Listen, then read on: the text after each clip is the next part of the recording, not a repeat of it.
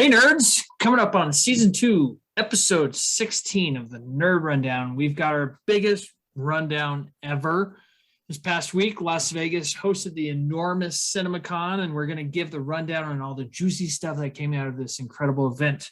Like my confusion on why El Muerto is a thing, or listen in for Eric's wisdom tooth story and how that ties into the new Borderlands movie, or hear how Morgan makes kids super, super creepy. All that, but also we give the rundown on each studio's presentation, like Disney's Avatar 2, Warner Brothers announces the Batman 2, and how Top Gun Maverick won the week. Yeah, buddy. So Eric, play that song and let's get into it.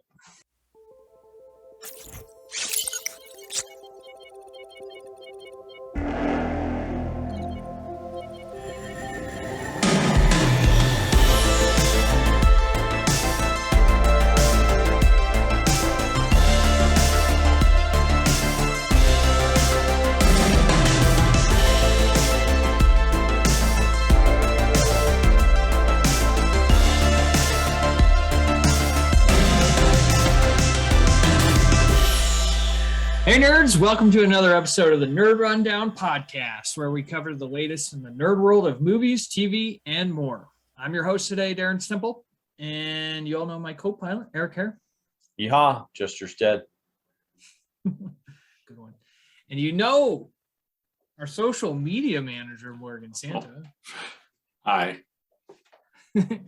Speaking of our socials, you can find us on our social media like Twitter, TikTok, Instagram, and YouTube, all at the Nerd Rundown. While you're there, please hit the like and subscribe button. If that subscribe button is red, make it gray.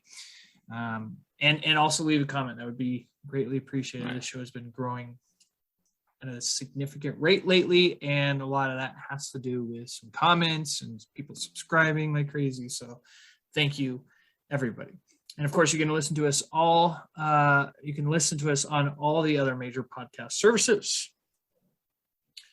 Well, of course, we have a fantastic show for you today, but it's a bit different. We're merging our two shows into one and having a giant-sized episode. This past week was CinemaCon, and there's just so much to cover for the rundown and the latest, bit of news in the nerd world, that we're actually going to pretend like it's more like a present show and have a deep dive on CinemaCon, because there was a lot that came out of that, a lot that we're very excited about as well. So I'll be digging into CinemaCon today for the rundown, and then capping the show off with the NRDbox. So with that being said, let's get to the rundown. With this different kind of show, we would normally be starting off the show with like, what's the biggest piece of news from the past week? But with CinemaCon happening, it's a bit different. So we're going to go studio by studio and talk about their presentations that they had, some of the biggest stuff that came out. First up is Walt Disney Studios, maybe the biggest studio out there. They've got shoot-offs like Marvel Studios, Star Wars stuff, Pixar, and the big stuff that came out, 20th Century Fox. And the biggest stuff that came out was more from 20th Century Fox and Marvel, so and Pixar. But first person to come out on stage for Disney was Kevin Feige, the man himself. He gave a bit of a exactly. Yes. He gave a big all spiel. Franchises. Yeah, please just let him run Hollywood. He gave a big spiel about, it was the 3-year, which is crazy to think about, 3-year anniversary of Avengers Endgame, which I'm like, how is that even possible? Yeah. That was 3 years ago. Feels like it was yesterday, but also feels like it was a lifetime ago in the same sense. That time vortex from 2020 put through us for a literal time loop. But what was really interesting is he said the Marvel Studio executives are on a retreat right now, planning out the next 10 years of the MCU. And I think that is music to my ears. I'm Yeah. sure a lot of people are really excited about that. Solidifies a lot of the MCU, like they're not going anywhere. And then they streamed the first 20 minutes of Doctor Strange 2, or Doctor Strange in the Multiverse of Madness. So got a lot of great reactions from the first 20 minutes there. Also streamed the first 30 minutes of Lightyear, starring Chris Evans. So I'm going to pass it off to you, Eric. First, first initial thoughts on the first part of the Disney presentation at CinemaCon. Yeah, so Feige's presentation was really great, or at least what I read about it. It was pretty great. So again, it's a strategy. They have a strategy, they have a plan in place, and you could see it with who they've got in the either shooting, what they've got in the can right now that's ready to come out, and the TV shows that they're running with Loki.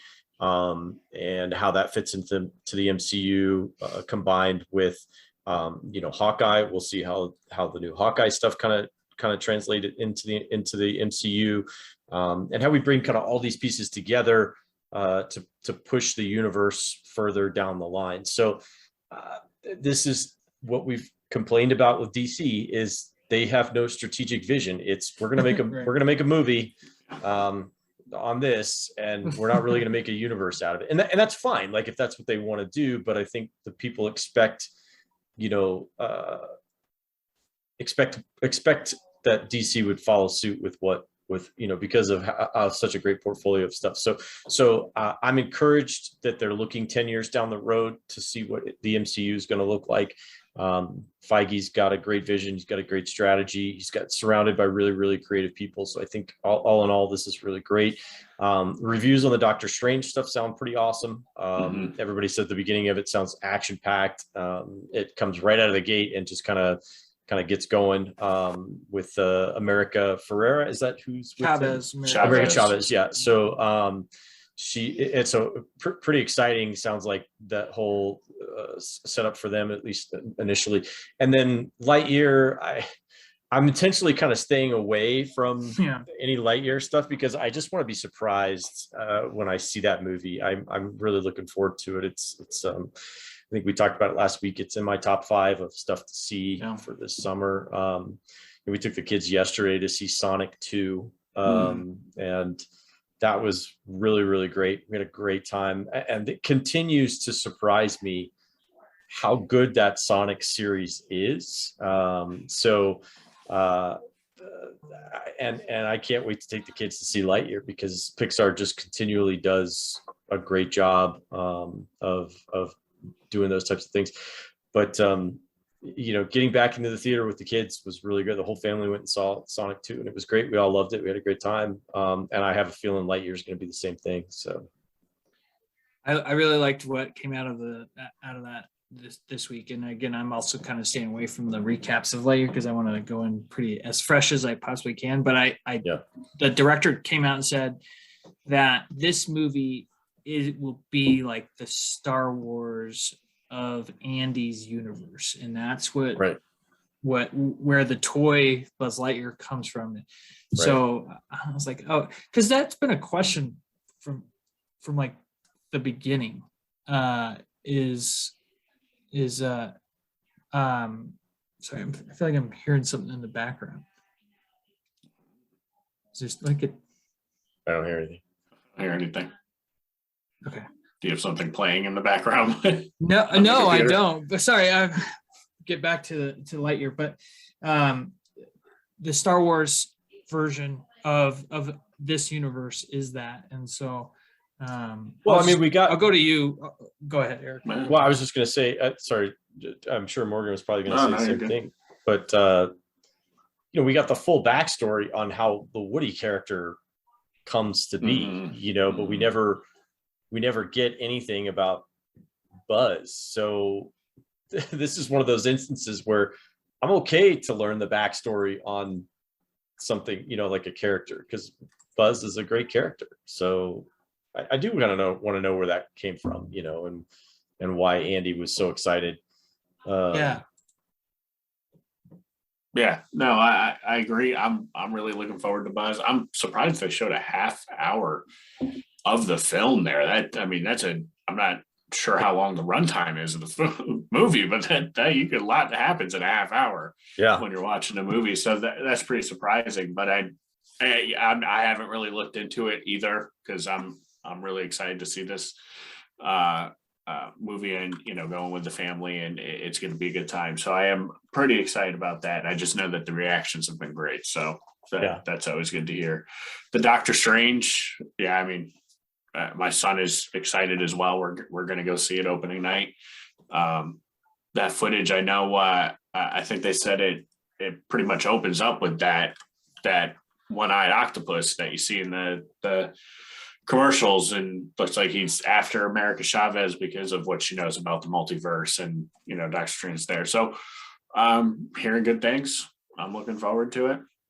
And then I'm looking forward to anything Marvel the next 10 years, which kind of surprises me. I feel like they already have the next 10 years planned out, so I think they're going on this retreat just to fine-tune some things and call it good, because we're already in that phase. They've already started it. So well, didn't we have, to your point more, didn't we have a chart that came out like this time last year or something? Or maybe it wasn't quite this time last year, but they had like all the release dates for most of the stuff kind of coming out, and they had like Guardians of the Galaxy 3, they had the Multiverse of Madness Fantastic stuff, they had Four. Fantastic Four, they had like all They that have stuff. phase 4.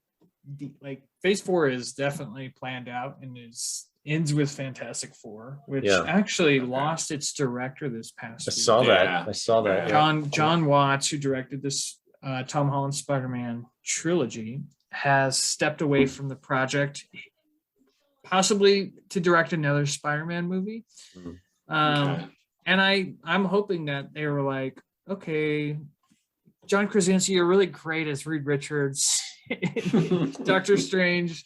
This is all like me fantasizing. Well, but this is maybe they're like, John Krasinski, you're gonna yes, we're all waiting on that phone. Morgan Santa, Hopefully great gonna Reed hire Richards. John to direct Fantastic Four now. So we'll see. But I don't know. We'll see. That series needs a boost. It really does. That that's just that. It's great characters, and those stories need to be told.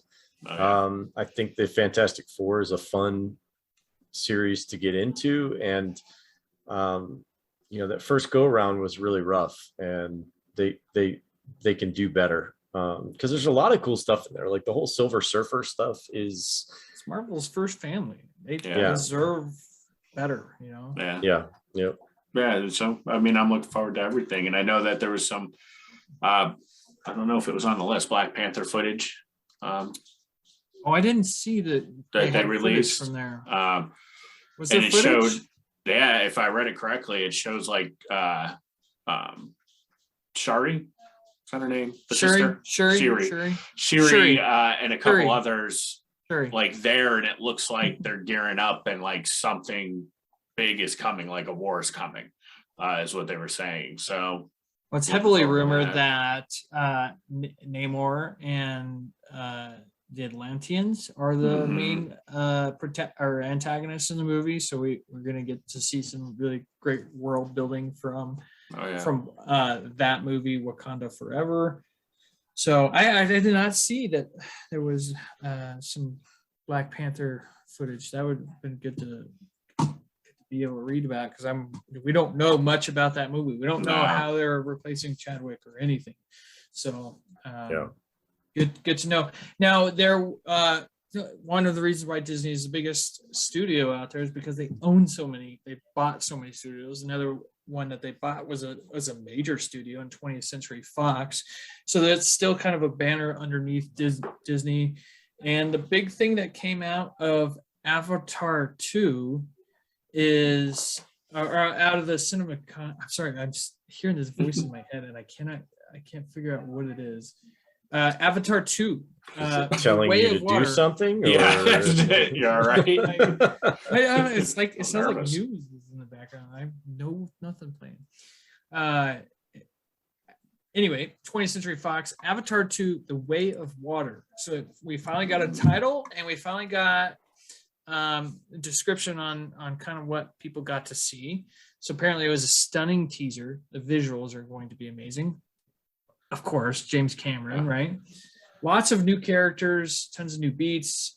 Apparently the underwater stuff is just, and that's kind of what James Cameron worked so long on, was the underwater stuff. And we're going to get the teaser to debut with Doctor Strange, the Multiverse of Madness, and then it'll be online the following week. So we'll get to really dive into that on the rundown in a couple weeks.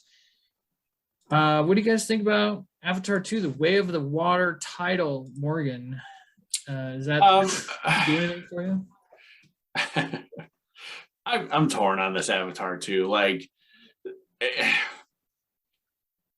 I don't think I really needed this. You know, back when it first came out, when Avatar was first, the reason it was so big was that the best of the new 3D technology looked phenomenal. The visuals were phenomenal, but overall it's a fun movie, but it's a good movie, but it's nothing that fantastic. Now, since if they did a trilogy right away, I think I would have invested more, and that would have been great. But with this much of a gap in between, you know, the 3D technologies died out. I don't. I'm probably not going to see it. Well, at all, like, or just when it comes to TV, you know, when I'm flipping through the channels and I'm like, oh, Avatar 2, all right, I'll watch it on TNT and see how it is. Really? That's what I'm thinking. Your mind might be changed when you see the trailer. Eric, where are you at? I'm not quite as negative on it as maybe Morg is, but I also get what he's saying. So yeah, we're not just getting like a trilogy if this thing flies the way they want it to fly, you know. So five total movies, right? Right, 5 total movies in this franchise that they're planning. Each one is supposed to be a standalone in and of itself that takes place in that world. So I'm not sure how that's going to play out. You know, I'll be 100% honest. I didn't really like Sam Worthington in just about anything. And, Wow. You know, I just am not a Sam Worthington fan. It's not, I'm sure he's a super nice guy. But I didn't mind him so much in this, like it didn't bother me, but it felt like he got like cast in everything all at one time. And like, we got Sam Worthington, like overload, you know. I was like, oh dude, this, like, is there anybody else in Hollywood that's actually working, you know? Right. Like, but I will tell you that I'll take Zoe Saldana any day of the week and twice on Sunday. You know, like I'll watch just about anything she's even being blue. Yeah, exactly. Even being blue. So again, the 3D technology was super cool, and the problem with it was that not so much with Avatar, but just all the stuff that kind of followed on afterwards was, and this is how James Cameron is. He is so meticulous about everything. Like, he recorded the whole movie in 3D and made it the way it needed to be. Like, and so he did it right. Like, he did the 3D right. Just about every movie that came out afterwards was post-production 3D stuff. They did it in because because it was like, oh, this really took off, so this is what we're going to do. And so it was all done in post-production. It wasn't really done the way James Cameron did it. So I fully expect James to do what he normally does, which is take everything to the next level. Like, when it comes to things, he's thinking about things that nobody else is thinking about. He's improving technology the way nobody expects things to be improved. And then everybody has to adjust to what James has done as far as setting the bar, you know. And you could go back all way back to like the original Terminator, you know, the special effects in Terminator with him and Stan Winston. They did an amazing job, you know. And then he kind of stepped things up with the Abyss, and then fully stepped it up in Terminator 2. You know, it was like, holy smokes, like the special effects was like, and then everything after that was, you know. And I think the next big innovation was was maybe The Matrix, you know, in '99. So you had like a big, like everything was pretty much the same up until The Matrix. Then you had bullet time. Then everything was bullet time, you know. Right. So Right. and then when Avatar came out, it totally changed the game again, you know, where it was like, okay, this is now You even had 3D. IMAX after that. Like, Right. people, I think it was The Dark Knight. Was it The Dark Knight was the first movie that wasn't all shot in IMAX? Well, a significant portion of it was, you know, and Chris Nolan is a huge IMAX fan. He loves the theater. He loves the whole cinema experience, you know, and I think, and so do I, you know, and I think all of us here at the Rundown love going to the movie theater. You know, we love seeing stuff on the big screen. Absolutely. So we'll see. You know, we're gonna get so all in all, I'm not excited for necessarily the movie. I will go see it, you know, I will for sure. I'm not all that excited for it. I'm excited to see what James Cameron's going to do, because I'm a big fan of James Cameron, and so I'm curious to see what he's going to do to try to move things to the next level and kind of go that route, or whether or not it's kind of passed him by. But we're getting 4 sequels out of this. At least that's the game plan. So it's a game plan, you know, unless things. I mean, I don't think this one will do as well as the first one. We just don't know anything about this movie, so it's hard to be like, oh, cannot wait for this. So what we can discuss is, okay, Sam Worthington. I lost a lot of respect for Sam Worthington when he was trying to get every role in Hollywood. He even campaigned to be Captain America, and it's like, we're gonna get an American actor for Captain America. Right. Get out of here, Australia. But they took all the good roles. The English took all the good roles in Band of Brothers. You know, so it's like, hey, you know what? Come on. The Walking Dead. Let us American please get our work in. Yeah, right. But it's gonna be you know what? I have a feeling we're gonna watch that trailer and we're gonna be like, oh my God, this looks incredible. Yeah. Because you could make any movie look good with a great trailer, but I think we're gonna see something where it's just gonna be like, this looks stunning, like I said. So I believe in James Cameron. Fantastic Four look good. I do believe in James Cameron. Absolutely. I would watch anything James Cameron. So the last part of the 20th Century Fox part was David O. Russell, who directed Oh Brother, Where Art Thou? He directed Silver Linings Playbook. He has a new movie coming out this year called Amsterdam. And my God, it's a banger of a cast. We've got Christian Bale, Anya Taylor-Joy, Margot Robbie, Zoe Saldana, Timothy Olyphant, Robert De Niro, Michael Shannon, who plays Zod, if you mean it. Now, it's a very common name, Michael Shannon. Rami Malek, Mr. Big Eyes himself. Mike Myers is in the movie, returning to the cinema. Chris Rock. John David Washington, main guy from Tenet. Taylor Swift, and a few others, like people you may remember their face. But Taylor Swift. That's a giant cast. Yeah, for sure. And the premise is set in the 30s. It follows 3 friends who witness a murder, become suspects themselves, and uncover one of the most outrageous plots in American history. So that feels like dark humor-ish of David O. Russell, kind of like you've got dark humor in Silver Linings Playbook and American Hustle, but for sure in Oh Brother, Where Art Thou? So his favorite movie of mine is probably The Fighter with Mark Wahlberg. Incredible movie, and Christian Bale, but also Three Kings is a very underrated movie. So you've got a big time director here. We Three Kings be stealing the gold. He's got a lot of bangers under his belt. And with this cast, how can you go wrong? What do you think, Eric? Yeah, it looks pretty awesome. David O. Russell really does do a good job. So I love good murder type mystery stuff, or I'm not sure if there's gonna be a murder mystery, or I mean, apparently they witnessed the murder, but so I'd be curious to see how that kind of rolls out. with that cast, it's going to be great. I'm glad that Timothy Olyphant is in it and not his twin brother. What's his name? I know. I just. Gosh, we always Josh Duhamel. Josh Duhamel. Josh Duhamel. So Bananas like number one guy. Yeah, I love Josh. I love John David Washington.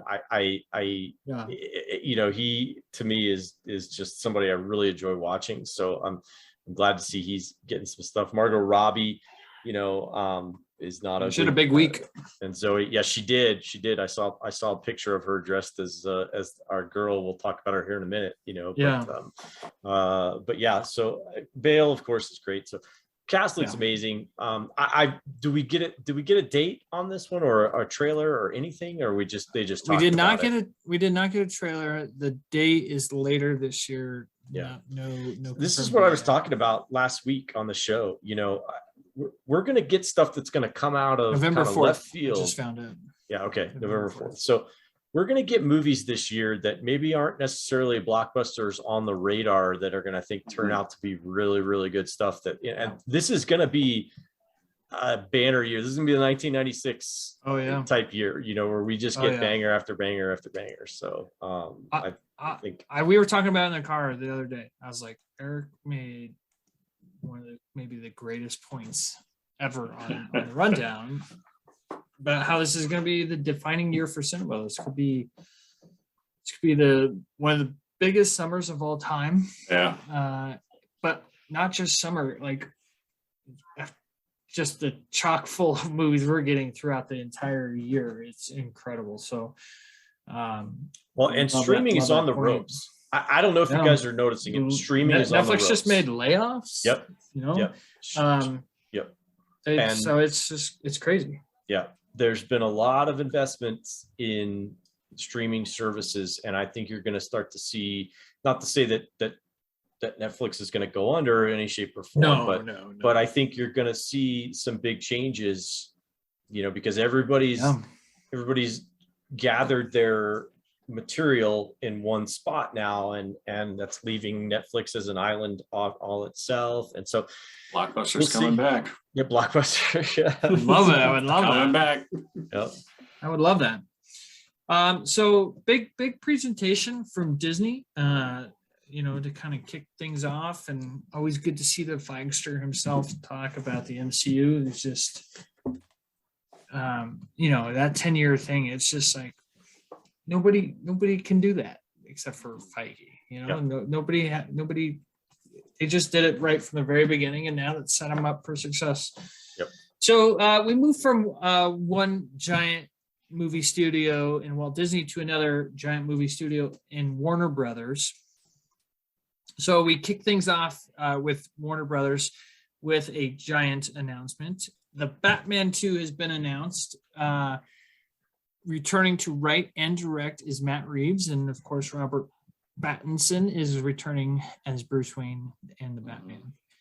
No other details. Robert who? Robert Pattinson. Pattinson. No, it's not Pat. No, it's a bat now. That's how I've always referred to him as Robert Pattinson. I know. Are you just now catching on to that? I did, but I just like to hear you say it. Robert Pattinson.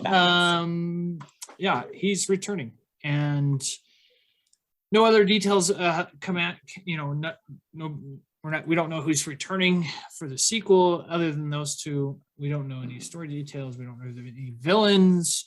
But I've been streaming the Batman in the background a lot lately, and I think I'm gaining more and more love for it. Like, I loved it. It wasn't like I disliked it. I'm gaining more and more love for it as it's on in the background, and I'm like catching things that maybe I missed in the theater, or missing parts that or like literally like I miss being in that moment in the theater with the Batmobile out. Just anytime I hear that, I was like, it's just not the same in my ears. But very excited for the Batman 2. Eric, who do you think will be the villain? I know we've talked about this endlessly, but if you had to put your money down on one villain, Well, they surely did. You know, we've talked about it in the past, but they surely did imply that the Joker's around, and then they did. You know, they've clearly cast a certain individual to play the Joker. But as I said before, you know, if they're patient with it and they want to do a trilogy type thing, don't make him your number 2, make him like your number 3, and you can really finish things off with a bang. So I would love that. So I'm hoping it's somebody different. You know, I think you still have the Penguin involved. He's still kind of running the city and all that stuff. And I don't know that you necessarily want him as your main villain too. I think it's okay to keep him kind of out there on the distance. I think it's somebody else. You know, I think it's going to be somebody else that's going to come in and play that. And I know you're fishing for something specific, but I don't necessarily have anything just yet. You know, I don't know. I really don't. I'm hoping, like I said, it's not the Joker, because I think that one's the one you need to kind of save and keep in your back pocket. So my dream, go ahead. Leverage him for what? Well, like they originally had planned for the original Batman was they filmed a scene between Batman and the Joker, you know, and he uses his interview, basically he asks the Joker questions about this guy, you know, trying to figure out who the Riddler is. So I think if they choose to do that again, you know, and actually use the scene this time, I think that would be kind of cool. So yeah. My dream would be the Court of Owls. I just would love to see a shadowy organization running shit in the background. Yeah. And everything is due to them. That would be super cool. Morgan, excited for Batman too?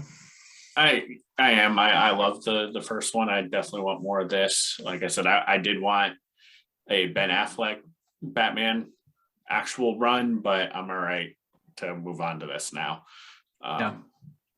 I think we're going to get some Hugo Strange. I can see that. I think Arkham Asylum is going to be a big focus.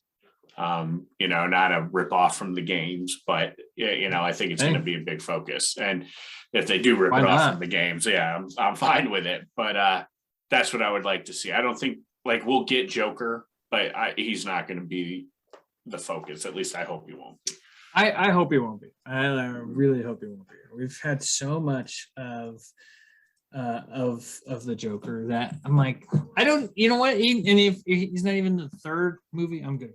Yeah, well, like I really like Eric's idea, like bring him to his knees for the third one. Like I said, I think there's so many out there that they could.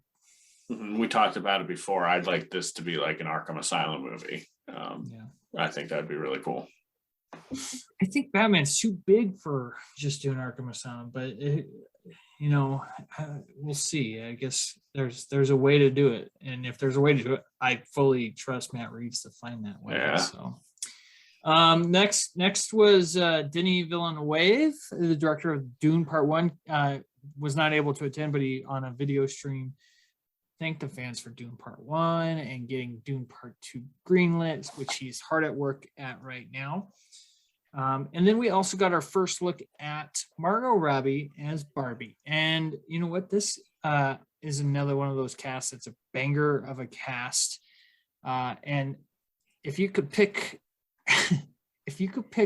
anybody in Hollywood to be Barbie, I am for sure picking Margot Robbie as Barbie. Like that is such perfect casting, look-wise at least. So, Eric, thoughts on Barbie and Dune Part 2? Dune Part 2, thrilled.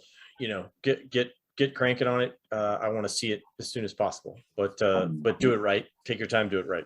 You know, that type of thing. I'm actually a little surprised that they didn't have this greenlit sooner and didn't have the, you know, I mean, it's Denis Villeneuve. Come on. Yeah. Like this, you should have filmed both those things at the same time. But but I can't believe they didn't greenlight that. Yeah, but whatever. So a little disappointed in Warner Brothers for that, but you know, I mean, maybe COVID. I don't know what they were thinking, but anyhow, Barbie. Wow. Okay, so this is where I was a little confused earlier when I was talking about the Doctor Strange. So America Ferrera is in this movie. Sorry, America. There's too many. Up until like 5 years ago, 10 years ago, I never heard of anybody named America. And now there's two of you, and so and that's great. And I just adore America Ferrera. I think she's just as cute as a button. So what was Jane the Virgin? Is that what her show was? Yeah, I think so. So she was so great. So but yeah, like Margot Robbie, Ryan Gosling is going to be Ken again. Like casting wise, totally. Like Ryan Gosling cracked, just like is perfect. It's going to be perfect. Will Ferrell's in it. Simu Liu from our other Marvel Shang-Chi. Yep.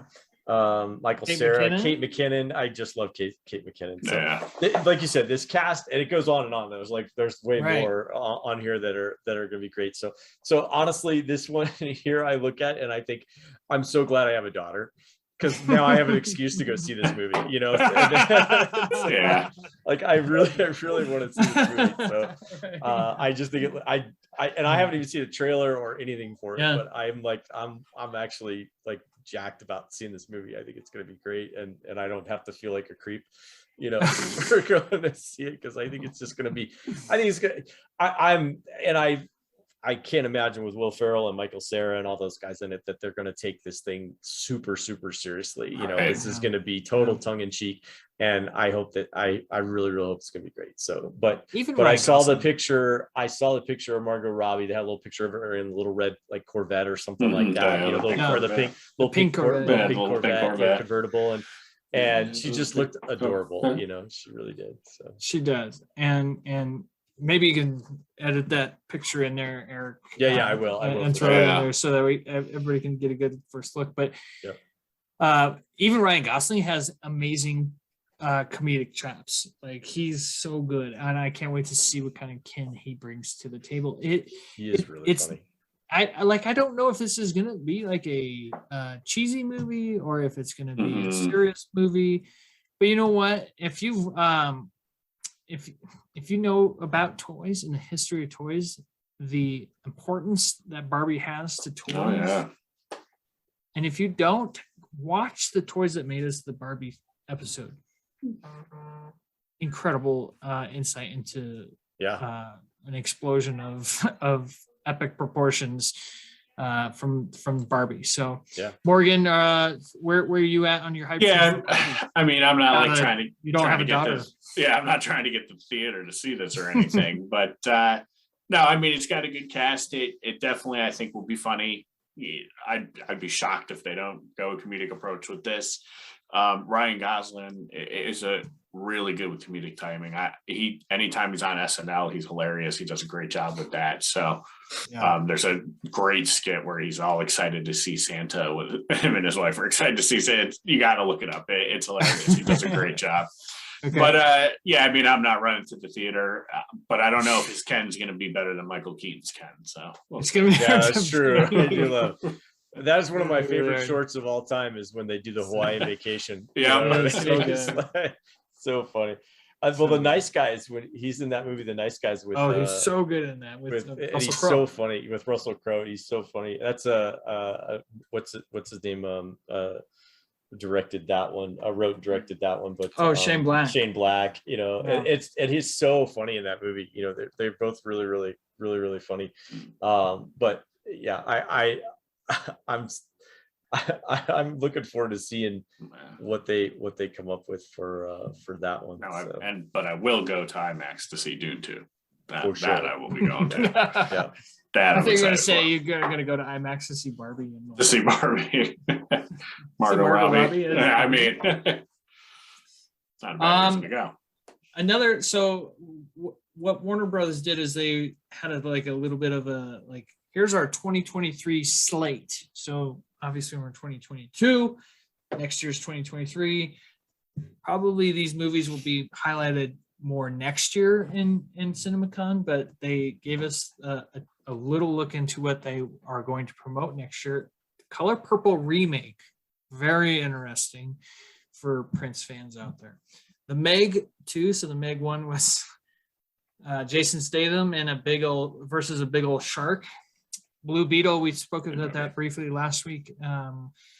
One of the new DC heroes coming to the lineup. Lord of the Rings, War of the Rohirrim. We've covered this a little bit on the show before. It's an anime movie. And then Barbie comes out next year as well. So, Eric, what do you think about them redoing The Color Purple? Well, The Color Purple is the one with Oprah Winfrey, right? That's right. That's the Oprah one. I was thinking Purple Rain. And that, I mean, yeah. No, I was like, Prince. I didn't realize Prince was in The Color Purple, but all right, Spoiler. Yeah. Color Purple with Oprah Winfrey. Yeah. Anyway, I mean, I remember watching that when I was a kid, and I never really went back to it, but it was like Danny Glover was in it. He was really great. Yeah. And Purple Rain. It's a tough. That's a sad story. So it's gonna be challenging because both her father was like really abusive. If I remember right, her father was like really abusive, and then of course, based on the time period that it took place in, there was a tremendous amount of racism that was going on in that time period and in the South and stuff. So I think I don't know. I mean, it was an Academy Award winning film. Yeah, and it was an Academy Award winning movie. Like I don't know how and it really is what put Whoopi, if I remember right, I think it's like put Whoopi on the map, Whoopi Goldberg on the map, and Danny Glover on the map as like serious actors. At least Whoopi Goldberg as like a serious actor, and even Oprah's performance was really, really tremendous, if I remember right. So Lawrence Fishburne. Yeah, I don't know. I remember the story. Like I said, I saw it when I was a kid. I think I was only like 9 or 10 at the time when it came out. So I don't have a ton of experience with it, but and it's one of those movies that's kind of, I wouldn't say depressing, but it's a sad story. Once. And so I'm not going to watch it like a bunch of times. Like I'm not going to rewatch that again and stuff and be like, oh, that's one of my favorites. Like whenever I want to feel good about myself, I watch that. That's not really like type thing or whatever. So I'm curious to see how they do it. And I do enjoy dramas though. And so, if it looks like it's going to be pretty good, then I probably will go see it. But again, it's hard to, if you got an Academy Award winning film, it's tough to go back and redo that. And like, how much more are you adding to the story? How are you gonna do it better than Spielberg? Yeah, really. So so I don't know, we'll see. Interesting slate. Morgan, anything on there jump out at you? Well, on the Color Purple stuff, it's just one of those films that you just shouldn't remake. Like there's just those certain films you just should never remake. This is one of them. And because the first one is a phenomenal movie. It's a tough movie to watch. Yeah. And it's, you watch it once, you don't watch it 10 times, but, and it's kind of like I'm not comparing the two movies, but like kind of like a Schindler's List is a fantastic movie. Everybody should watch it, but you'll watch it once. Right. You're not going to watch it a bunch of times. Yeah. Yeah. So, because it makes you feel, go ahead. Sorry. Oh, no, you go ahead. No. So I was going to move on to the next thing. So okay, yeah. Well, I just, I mean, any types of these movies, the uncomfortable thing about them, at least from my perspective, is that it shows you how terrible human beings can be to other human beings, and I don't, at least I think any normal, rational person who watches this movie goes, God, how can people be so cruel to other human beings? And it just doesn't make any sense to me, like with Schindler's List or like with The Color Purple, or like I said, if I remember right, her dad was like really, really bad to her or whatever. And it's just like, but I mean, he of course faced his own stuff, and that made him the way he was. And so, but I don't know. It just, they're tough to watch. They are important to watch, but they're tough to watch. So yeah, I don't know. I think I agree with Morgan. There's some things you just Just never should remake. They should have just made a movie about the making of the movie. Right. That's how you do it. Meg 2, I'll actually probably end up watching in theaters. Tina loves shark stuff, so I'll end up seeing that. Blue Beetle, I think, will be good. Lord of the Rings, I don't know. It's an animated movie. I mean, it's how excited you get. I hope they do it right. You know, I'm still a little nervous about the show coming to Amazon, and you know how studios get when they have stuff like this. I mean, they turned The Hobbit into 3 movies. I know, right? That was just ridiculous. So we'll see. Moving on in the Warner Brothers presentation, that the next 2 things were they got to see a lot of the Baz Luhrmann movie coming up, Elvis, and apparently the movie is outstanding. A lot of great performances in the movie. Tom Hanks is in top form, and they also got to see Wonka, some stuff from Wonka, which just wrapped filming with Timothy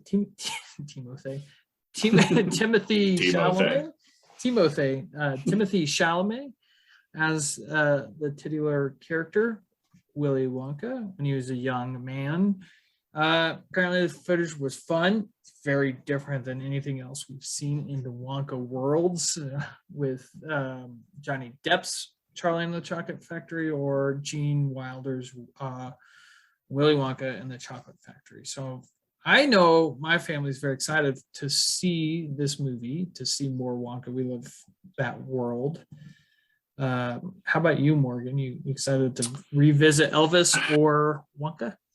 I am looking forward to the Elvis one. I feel like these movies they've been making lately about famous singers have been pretty on point. You know, I really liked Queen, the Rocket Man. So I'm game for this trend for them to keep doing this. So I think this will look good, or this does look good. And Tom Hanks, of course, and I mean he can't really do anything wrong. I love Tom Hanks.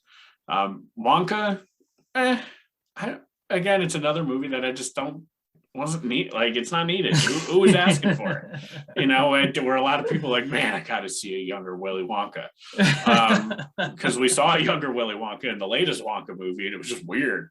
I don't know if I want more of that. And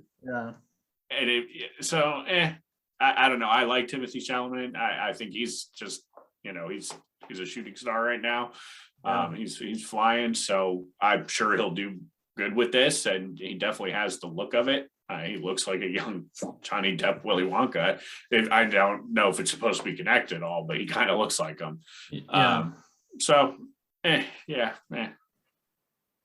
No, Eric? Yeah, I agree on the Wonka stuff. I'm meh about it. And it's kind of the same with Elvis. I mean, not that I love Elvis music. I'm a big fan of his stuff, and I tend to agree with Morg that the musical stuff is done pretty well. You know, like Walk the Line with Joaquin Phoenix was really, really great. And then the Queen biopic was really good. So I did not watch Rocket Man, but I mean, everything I saw from it looked pretty good. I'm just not a big Elton John guy. I won't see it in the theater. I probably won't see either one of these in the theater unless the kids want to go see Wonka. But I probably won't see either one of them. I'll wait till they come out on video. So, another movie that came out of this presentation was Olivia Wilde is directing a movie called Don't Worry, Darling. And she says it's Inception meets The Truman Show. And that's all we got about it. But that little tease, like, I'm like, hell yeah, that sounds amazing. Inception and Truman Show combined. Definitely sounds like could be amazing.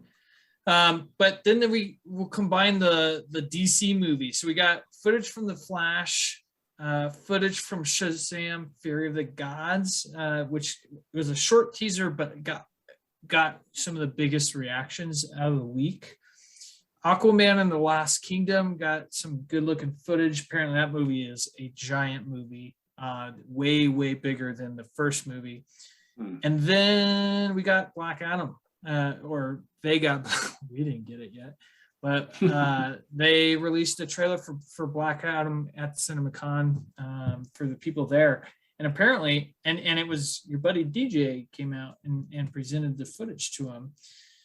Apparently it was really amazing, and it's going to be a different kind of superhero movie than what we're used to. What's really great is we get to see the early JLA, the Justice League of America, which is different than what the current Justice League is. So it's like some of the old heroes like Dr. Fate being played by Pierce Brosnan. We're getting Hawkman, Atom Smasher, which is like their kind of Ant-Man kind of guy. Yeah. And Dr. Fate's kind of their like Doctor Strange, wizardy kind of guy. They tend to rip each other off. We have Condiment Man. Is Condiment Man? Condiment Man. Yeah. Kite Man soaring through the skies. I watched Batman Lego movie this past week with Penny. Great. It's so much funnier than I remember. Anyway, like the big tease at the end of the trailer was Black Adam.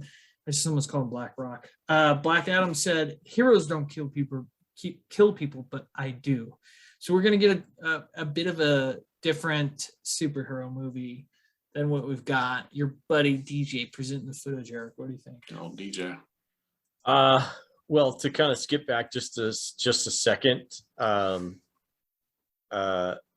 Wilde. Yeah, on the Olivia Wilde thing, a funny anecdote. She got served with divorce papers. Yeah, that's right. Wow, that's rough. That's rough. I thought that was I would have hilarious. liked to see that Yeah. happen. Like, I wish there was video footage of that. And then Sudeikis was like, I didn't know they were gonna do that, but I mean they knew where she was gonna be and when she was gonna be Yeah. there. So like, Yeah. all right, man. So Right. I just thought that was they served her with legal papers. And but she's presenting the movie that she cheated on Jason Sudeikis with Harry Styles What's or Harry Styles. Yeah. Yeah. It was like she cheated the on singer. Ted Lasso with Harry Yep. Styles. She's Yep. making this movie, and Ted here she is Lasso. presenting the movie and then getting served Yeah. papers. you can't tell me that wasn't planned, but whatever. So Yeah, he said it wasn't, but man, yeah. sure felt like it. I think it was awesome. So Yeah. if it turns out it was planned, yeah, hat tip to you, brother. That's Yeah. Absolutely, absolutely. Yeah. She's a dirty If dog. you're getting for- served, it's because you have been avoiding right, something, right, you know? yep. So So yeah, so I just thought it was Get funny. it. So okay, so back to Shazam. I'm jacked for this movie. I cannot wait. I loved the first Shazam. Really looking forward to that. Aquaman, I'm meh on. I didn't really care for the first one. I don't really care about this one. Everybody. I don't know anybody who's fans of the show.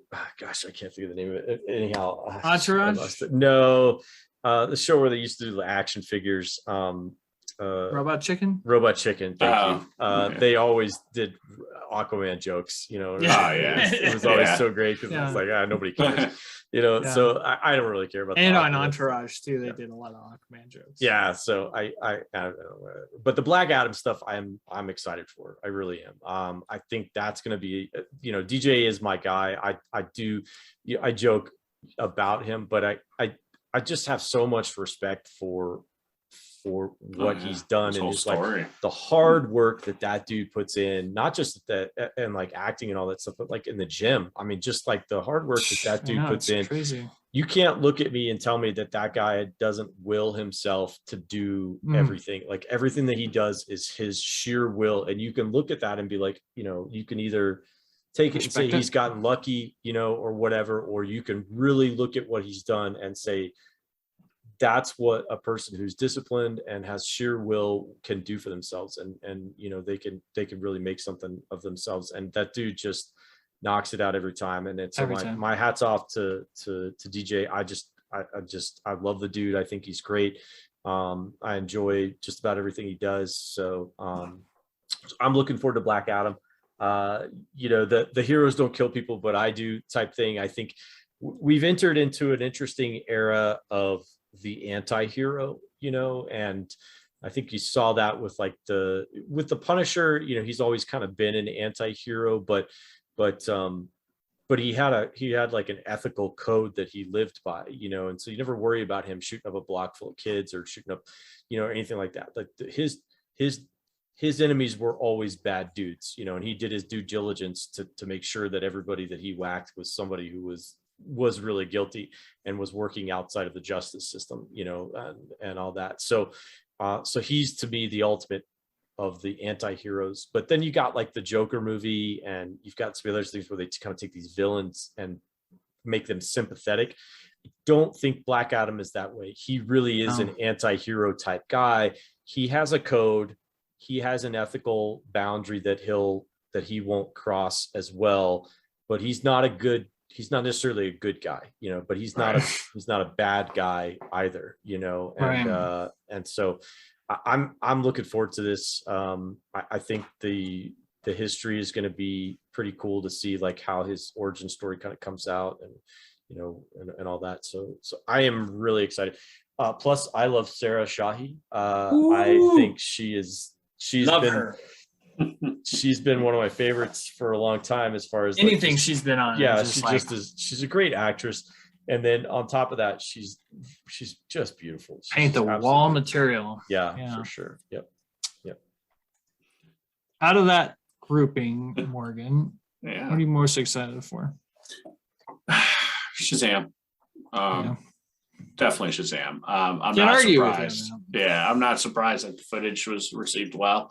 You know, Shazam is definitely the highlight of the DC universe, or movies, or you know, whatever we're considering it now.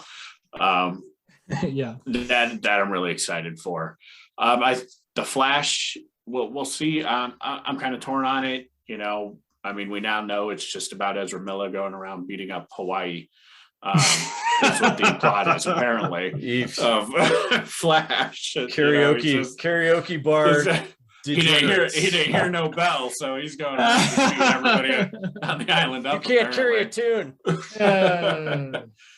it's Aquaman. The first one was entertaining, but you know, it was all right.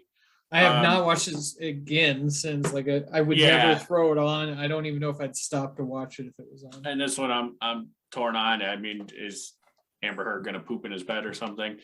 You know, we'll see how this one goes. The seashell. But I don't need to go see that. Black Adam, I think, is going to be pretty good. And it's you know, Black Adam's tied to Shazam, and I think I'm fine with them just building out a Shazam world and tying it all together. That's all. I'm fine with that. That's what I want from DC, and the Batman movie that I'm good with. So, The Rock, everything he's in, he does great with it. He very likable guy. I'm excited. I think he's going to do a good job with it. Yeah. The best meme I've seen come out of that Amber Heard Johnny Depp trial is there's Amber Heard's morning routine. 4:55, wake up. 5 o'clock. Wait, so 4:55, wake up or open eyes. 5 o'clock, shit. 5:10, eat. 5:15, get out of bed.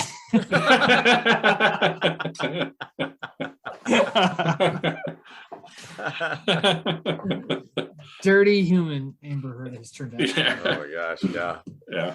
All right, big presentation, maybe the biggest of any of the studios from Warner Brothers, but maybe also maybe the Batman 2 is the best thing that came out of Warner Brothers. So I did hear that there's some good callbacks to Batman 89 and the Flash. Apparently he's going to say, "You want to get nuts? Let's get nuts," which I really hope doesn't feel cheesy and feels like a good callback. I think it's going to be, it's going to be when they're like, "Yeah, we need to travel through time. You want to get nuts? Let's get nuts." We'll see. But in any other week, this is what would have led the rundown. Universal released the official trailer for Jurassic World Dominion. So let's start. It ended the panel, but we're going to start this Universal panel off talking about the Jurassic World Dominion trailer, which was mind-blowingly, in my mind, it was one of the best trailers we've gotten all year. So, Eric, Jurassic World Dominion, thoughts? Nothing additional to what I said last week. I think the trailer that he dropped, I thought was good. It's just a little bit more confirmation of what I already feel, which is, it's in my top 5 to go see for the summer. I'm excited about it. My kids are excited about it, so that's going to be another fun one that we take the whole family to go see and go watch. I'm excited that they're bringing back the old cast. I think that's going to be fun. More Joe Goldblum, more Sam Neill. I think Laura Dern. and more Laura Dern. She's just she's amazing. So I think all of them are going to be great together. And so this one kind of confirmed for me, I think, if it wasn't already clear, that this is going to be a badass movie. So yeah, summer blockbuster for itself, So yeah, big time. I mean, it looks like it may be the biggest movie, like in terms of scale, like biggest movie of the franchise. So Morgan, I know you had some initial reactions to the trailer that weren't as positive. I did. So when I first watched it, my initial reaction was it just felt like something was off to me. There just seemed like something was different, and it kind of threw me where it seemed like Chris Pratt, Owen Grady, was being dragged in because he was just trying to save a baby dinosaur, which just I was like, I don't know, like that just I figured it, in my head I was thinking it's just going to be more of a, maybe not directly after the last one, but at least somewhere close. And he's on a team, trying to hunt down and get the dinosaurs and get, do that. Like, that's what I was expecting. Not like being dragged in because I got to get Blue's baby. Now I watched it again. I watched it a few more times, and it has been growing on me. I'm still excited to see the movie. I know Carson's excited to see it. I'm looking forward to it. I am hoping that Clone Girl dies. It's all her fault that all this is happening anyway. So she needs some punishment. And the cast. I mean, come on. That's the main reason we're going to see this movie, is because of everybody they're bringing back. I mean, I can't wait to see Alan Grant again. That's going to be awesome. I'm pumped for that. So I'll see it. I'll probably try to see it in IMAX. Yeah, for sure. You made a promise to a dinosaur. That was exactly. Promise to a dinosaur. That was a great line. And that scooter guy. He has it coming. The one that's just like, pay attention oblivious to the dinosaurs around him. It's just going for his morning cafe. So yeah, big news out of Universal with the trailer. Really set the CinemaCon event on fire when that was released. Really great to see that original cast. That's the money making machine right there. Also, for Universal, there was a lot of like horror movie stuff. So I'm not a big fan of this stuff, but we'll see how it all plays out. We got the Scott Derrickson. We got a first look at Scott Derrickson's The Black Phone, which stars Ethan Hawke. Scott Derrickson directed the first Doctor Strange, so he's connected to this world. Got a really good look into Nope, newest movie from Jordan Peele, which apparently nobody's figured out what the movie is about, and that's by design. Jordan Peele's really good about keeping that under wraps. Jamie Lee Curtis presented footage for Halloween Ends, which they say is the last movie in the Halloween franchise. Is it? Saw footage for James Wan's Megan, which is a violent movie about a doll that takes her job way too serious. This just sounds crazy to me. Like a toy doll?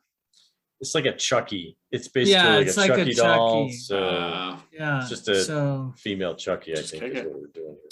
I don't know. So what do you think, Eric? Are you excited for any of these horror movies? No, I'm not a horror guy. So Black Phone, that face that the mask that Ethan Hawke's wearing in that is scary as Freaky deaky. shit. You know, like I'm like, nope, not going to see that, which is funny because the very next one is nope. Nope. You know, and again, I feel the same way on that one. Nope.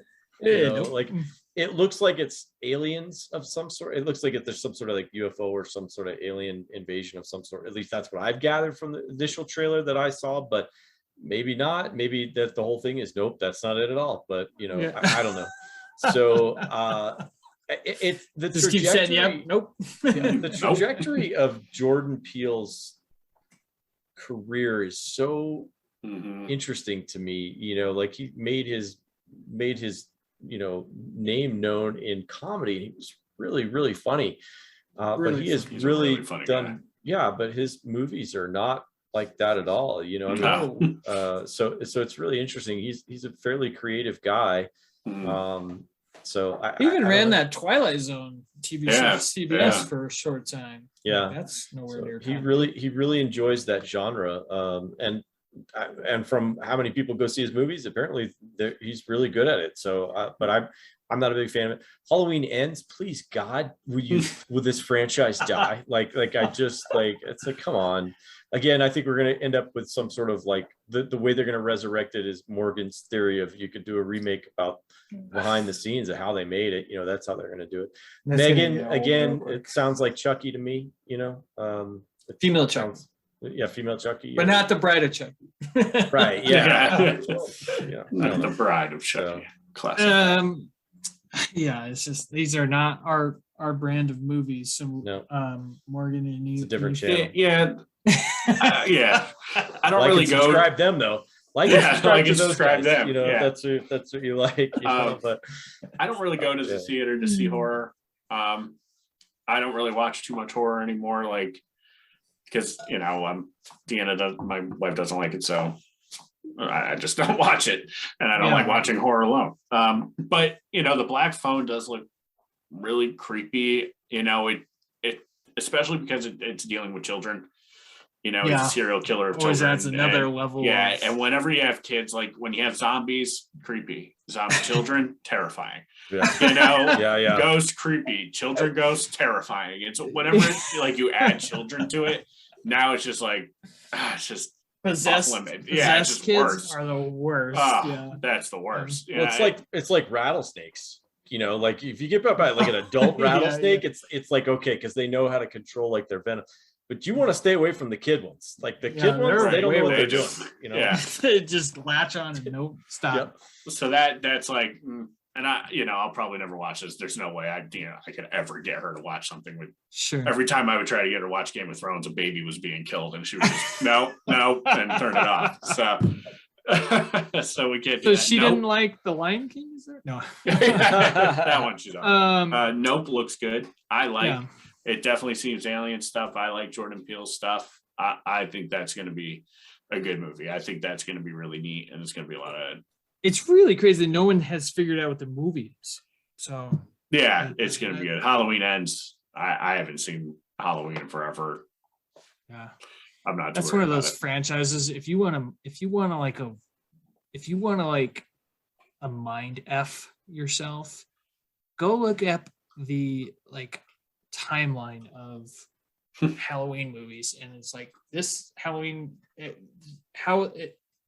can't even like explain it. It's just go look it up. It's crazy. I don't know how anybody keeps it straight. So and I could care less about Girl Chucky. Yeah, I'm trying to watch Chucky. Well, Universal did have some non-horror movie stuff come out. So they have She Said, which is about the Weinstein takedown, which will be really interesting to see how Hollywood tackles that. It's apparently it's not well. Some early Oscar buzz, even though that hasn't even that would be delicious. The irony on that would be delicious. Oh yeah, like Weinstein was the biggest promoter of like women movies, you know, like Meryl Streep. I mean, like every Meryl Streep movie that's out there is basically is Harvey Weinstein trying to promote her to get an Oscar, you know, and so that's going to be delicious to see how that ends up. But yeah, Carey Mulligan is in that. You would definitely know her face if you saw her. But also some of the other movies they promoted were Minions: Rise of Gru. Steve Carell came on stage to promote that. Tar, starring Cate Blanchett. She's getting some early Oscar buzz for her performance in that. Downton Abbey 2 was promoted. I know some people will be very excited for that.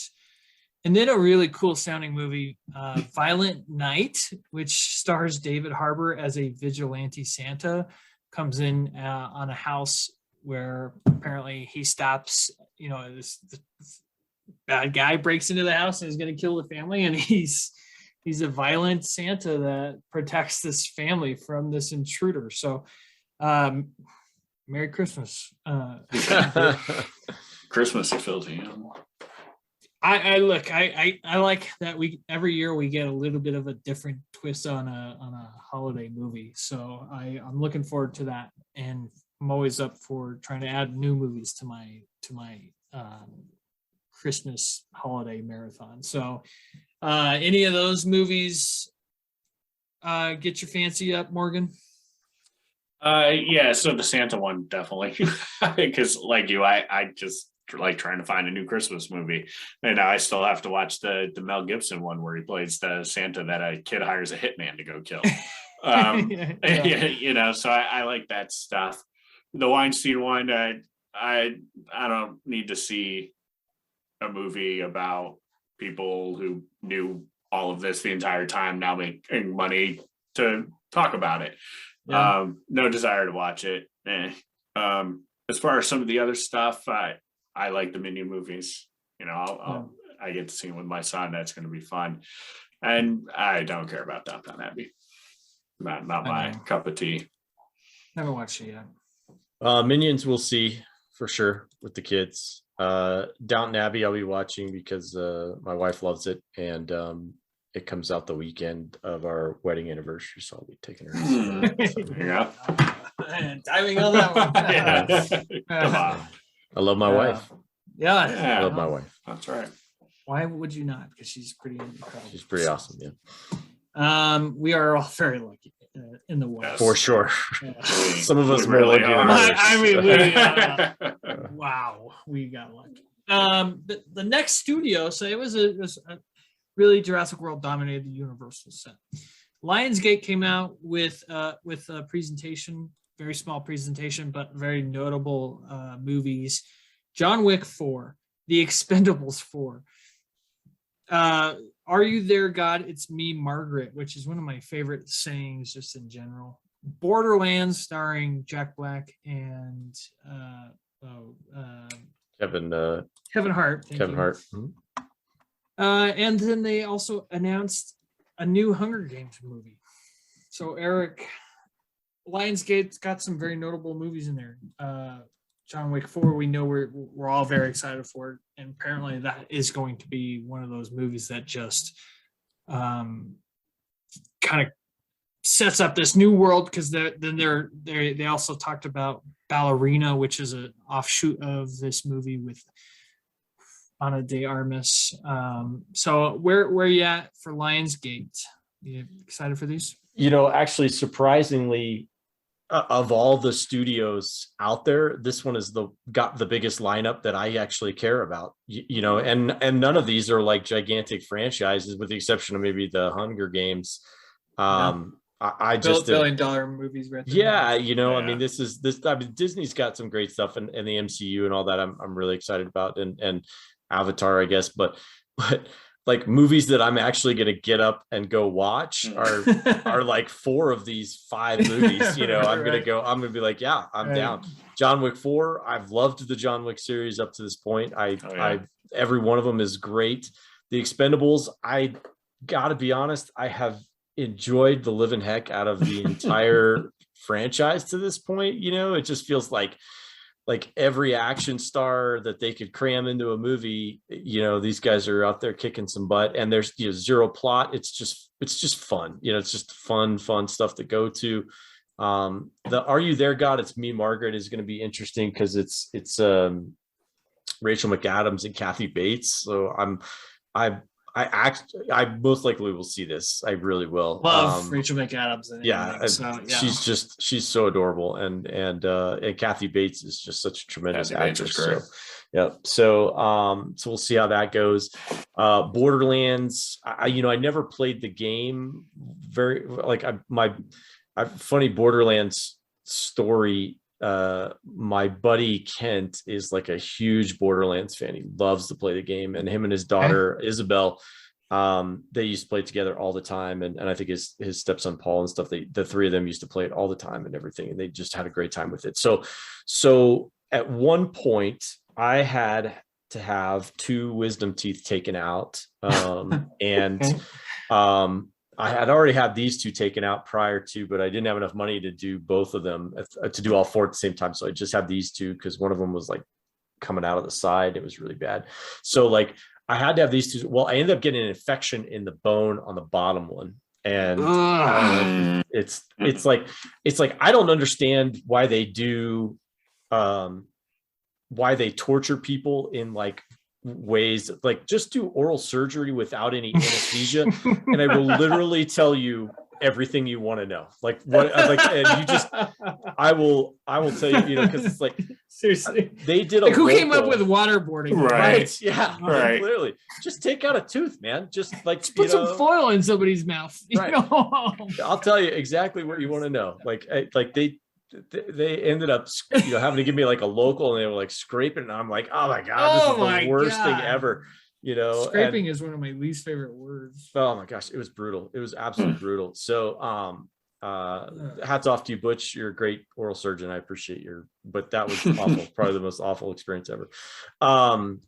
Borderlands? So anyhow, I'm getting there. So Kent at the same time also has some sort of surgery that he has to go through, and so he basically comes over to my house and brings his PlayStation with him, and we played Borderlands high on painkillers for like 3 days because we're both like just in tremendous. I've got this thing packed in here, and I'm high as a kite on Oxycontin, and he's had some sort of surgery, and he's high as a kite on Oxycontin. So we're both just sitting there playing Borderlands, and he's like yelling at me to do all this different stuff, and I'm like, I have no idea what I'm doing, man. I feel like barely function here. So I'm actually like a spittoon. So I'm actually excited to see the Borderlands stuff because I don't know that I was in the right state of mind to really understand what was happening in the whole series. But and then the Hunger Games. Gosh, I don't even. What are we doing here? Like, did they give any details on what that's going to be like? Because this before, after, they just announced like it. A prequel. They announced it. Yeah, I mean, because that's a super cool. I read all the books in that series, and and of course all the movies and stuff, and just I really loved them. I thought they were really, really great. So that is a world where I would like to see more stories told, of like how that whole thing, like that would be a cool prequel to see like how that world got created and how they decided that, doing a tribute from each, land was how they were going to keep the peace, and all that different stuff. So I don't know. It's pretty interesting to me. So I am looking forward to that whole Lionsgate lineup. To me, sounds pretty great. So, Morgan. Yeah, John Wick 4 is the only one for me that I'm excited about. I love the John Wick movies. The way the third one ended was pretty ridiculous. But I am excited to see that. Yeah, I'm excited to see it. The Expendables I never watched. I watched the first one, but I never got into them. Borderlands, I just can't picture how they're going to do it. I'm just nervous. I don't think they're going to do it right. Video game movies are, they're notorious. It's a semi-serious game, right? Is it not? It's a pretty ridiculous, over-the-top game. I wouldn't call it semi-serious, but it's pretty over the top. It's a fun game. I played a little bit of it, but I just don't see how they're going to translate it to a movie. And then Hunger Games, again, one of those things that it's been too long. I don't think people care about it as much anymore. That that point just knocked me off my feet, because that is my exact thought, and I was like, I can't like put it into words, and then you just nailed it. Like, There that's we how we go. moved on from this. Like, what are we doing here, right? So yeah, I'm excited for John Wick 4. Expendables, it's got Megan Fox in it, so there you go. If you need There's that. there's that. So over there drinking Machine Gun blood. Kelly's blood. Apparently, I did. Yeah. That just anything I had just went out the window. The new age, Amber new Heard. age- It's like, man, this is Man, crazy, what crazy. happened? new age Angelina Jolie. Yeah. But crazier. Next studio is Sony. They had a very small panel, and really, they only showed stuff from the new Spider-Man Across the Universe movie that got pushed to 2023 anyway. So all those lists that we've done this year are now already outdated. But they did announce that they announced when they released the like semi-trailer a little while ago that it was going to be a 2-part movie. And so this one's called Spider-Man Across the Spider-Verse. And then the part 2 is going to be Beyond the Spider-Verse. So I may have that wrong now. Isn't that what it's called? Yeah, because the first one is Into the Spider-Verse. Yeah, so Into the Spider-Verse, Across the Spider-Verse, and Beyond the Spider-Verse. And then Sony, in all of their amazing glory, dug really deep. And when I say deep, I mean like as deep as you can possibly go into the comics lore, and found a character who has appeared in 2, not 200, not 2 million, not 2,000, 2 issues of Spider-Man, El Muerto, and they have announced that they are making an El Muerto movie. Apparently, that the success of God, what was it? Morbius. They were like, well, Morbius sucked, so let's go make an El Muerto movie. I mean, I can't even I'm losing my thoughts on this because I just don't understand why Sony or what they're doing. And so they've got Bad Bunny as the main character for El Muerto, who he's a rapper. Like what are we doing here, Sony? Morgan, help me out on this, because I am so baffled by this move that I need some help. I don't get it either. I don't know anything about this guy. Nothing about it. 2 comics. He's been in 2 comics before. And is he? So, do you know his background? What is he about? Anything? He's a wrestler. Yeah. This is the thing is, how many issues of Spider-Man have there been in the history of Spider-Man? And out of Spider-Man's rogues gallery, the greatest rogues gallery of all time, you choose somebody who's appeared twice in his run, and that's it. It's not like he had his own run outside of that or what. He appeared in 2 Spider-Man comics. Yeah, it just seems. I'm like, God, Sony. Yeah, so to me, it doesn't seem like a good move. It's going to be a bad movie because when Sony doesn't have Disney with them doing a superhero thing, it's going to be bad. And I feel bad because I know we're going to get, not your typical superhero up on the big screen. Yeah. And it's just going to be a flop. It's going to be bad. They're not going to do justice. I mean, it just seems like an odd choice. So I don't know. Now, as far as Spider-Man Across the Universe and everything, I'm very upset it's being pushed to 2023. Yeah. But it's okay because I know it's going to be good. And I still go back and forth as to, which Spider-Man is my favorite, the most recent Spider-Man or Spider-Man, Into the Spider-Verse. Yeah. I still go back and forth as to what I think is the best Spider-Man movie, but so I'm pumped, and I know I'll be there day one with my son watching that. Even if I'll pull him out of school again to go to go see it as soon as I can. El Muerto, Eric. Do you want to know the full rundown on El Muerto? Yeah. The power and the mask of the superpowered wrestler El Muerto have been passed down generation to generation. Each wrestler had to prove themselves to their oppressor El Dorado so they could remain alive and keep their powers. When Marcus Estrada presented his son Juan Carlos to El Dorado, Juan Carlos cowered in terror, unwilling to fight him. Marcus Estrada sacrificed his life to try and save Juan Carlos.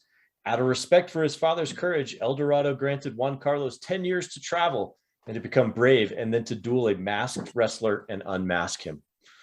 10 years later, El Muerto traveled to New York City and approached J. Jonah Jameson, the ultimate villain in all of the Spider-Man universe, to set up a charity event, a wrestling match in which El Muerto would fight Spider-Man. Jonah organized the match, hoping that El Muerto would defeat and unmask Spider-Man. El Muerto and Spider-Man both attend the match, and Spider-Man was confident he would easily defeat El Muerto. The tide turned, and El Muerto nearly unmasked Spider-Man. Reflexively, Spider-Man stabbed El Muerto with his stingers, injecting him with a paralyzing poison. Spider-Man rescued El Muerto in the hospital when El Dorado came to claim his life. El Muerto came to and aided Spider-Man in defeating El Dorado. El Dorado still managed to escape before they managed to defeat him. So, man, I can't wait to see that. I can't wait to see that translated to screen. Can we take a time out here? And he was stabbed by Spider-Man's stingers? Stingers. Yes. What? Yeah. What was But they where did did those go. go? Yeah. What? Took a dark turn. I haven't seen the other Spider-Man universe thing. I haven't seen it, so I don't know. Jack has seen it. He loved it. Good. I haven't seen it. So good. So I don't know. I don't care about either one of these things. So man, it's really good. Oh, I get it, but yeah, we are all hotly anticipating El Muerto. Can't wait. Yep. The last studio of CinemaCon maybe had the greatest presentation. Paramount. It came with the thunder on this one. Yeah, they did. They started off with a sizzle reel of a couple movies that they have coming out next year. So they previewed their 2023 movies. Dungeons and Dragons, Honor Among Thieves, and Transformers: Rise of the Beasts. And then they previewed Damien Chazelle's movie Babylon, which stars Brad Pitt and Margot Robbie, and it's getting some really early Oscar buzz. They announced a spinoff of A Quiet Place, there's a Quiet Place Day One, which will probably feature all brand new characters. And then they showed a new logo for Seth Rogen's TMNT. So we'll stop there. Go back to you, Eric. Sizzle reel of what's coming for Paramount. Thoughts? The Dungeons and Dragons really doesn't have anything for me. I don't really think I care there. Chris Prime.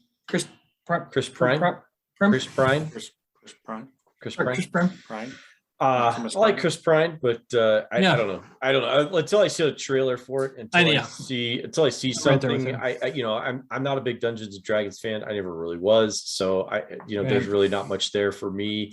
The Transformers: Rise of the Beasts, very interested in, because I know that they got really bad towards the end, but I still enjoy the Transformers movies. I love the Transformers toys. My son Jack loves the Transformer toys. It's like, he loves the movies.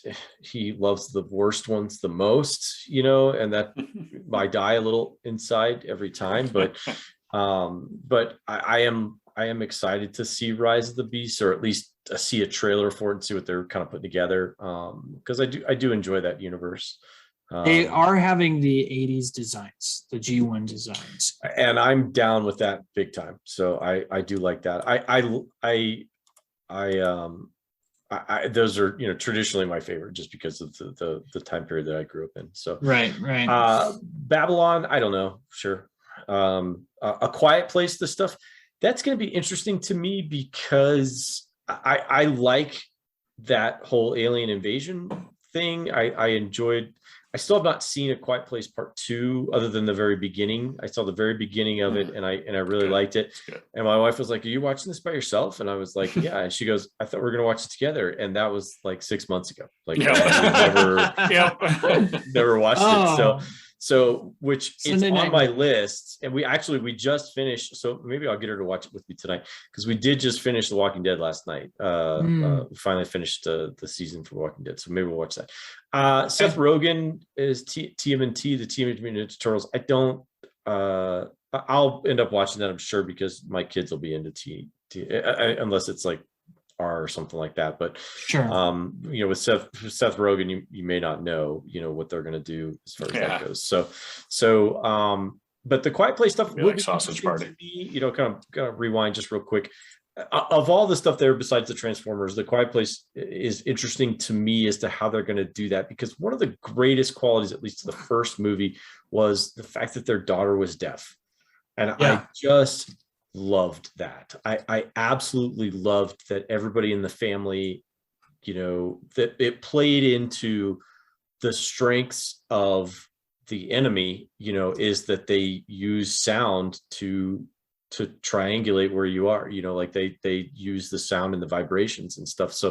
So for this family to have a deaf child that actually is an asset to them, because they all speak sign language. They all, it's to me, that was like, oh, that is super, super cool.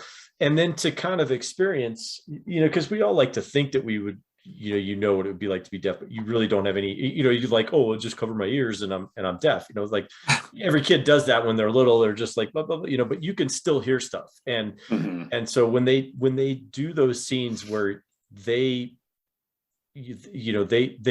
somewhat give you the experience of, you can't hear anything, and you see things going on around them where you're like, oh my God, they can't hear that is happening behind them. And so I hope, and I'm sure that they probably will, but I'm hoping that we get another deaf character to experience this through, potentially, or something like that, because I just think that would be super, super cool.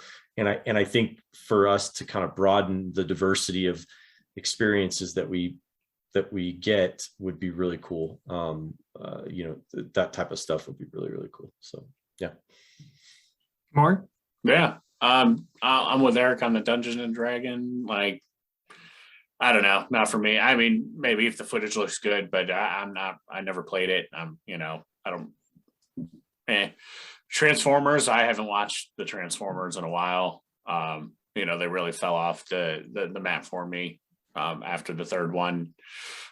So I'm not too excited about it.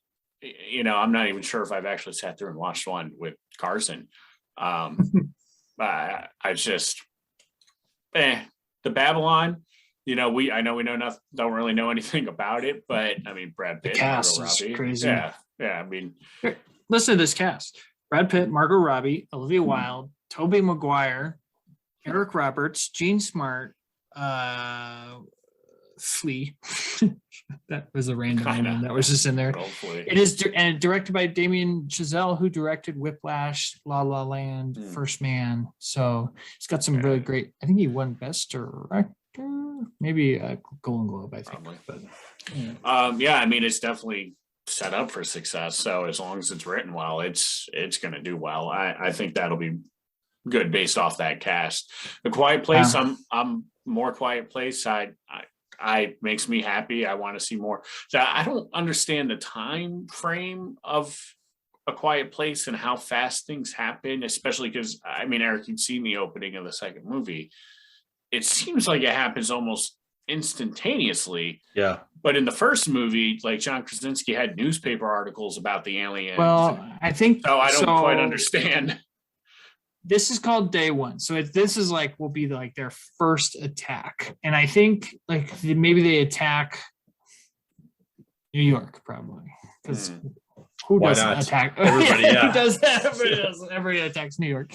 Everybody knows if you invade the world, you go to New York. And then 2-3 days later, they're in middle of Kansas. Maybe that's my guess. I guess. I don't know. To me, I feel like baseball would quit for a little bit if it's attacking New York, but that's just maybe we can put the games aside. We got some things to focus on. I don't know, baseball Our does entire not die. existence has just changed. But so that, but I kind of like the idea of seeing people that don't know sign language and stuff, how they're going to communicate when they can't make noises, and how confusing and hard that would be.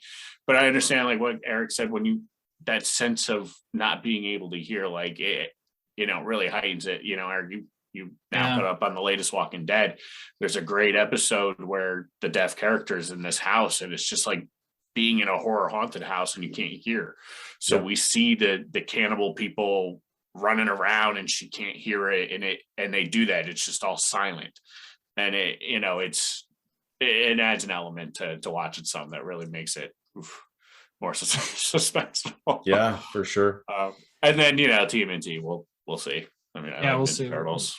We'll be covering that as we go along. Now, with this Quiet Place talk, we should mention that friend of the show, John Krasinski, is still directing A Quiet Place Part 3. So that's still happening with his great wife, Emily Blunt, and that family. I mean, I don't think he'll. Buddy.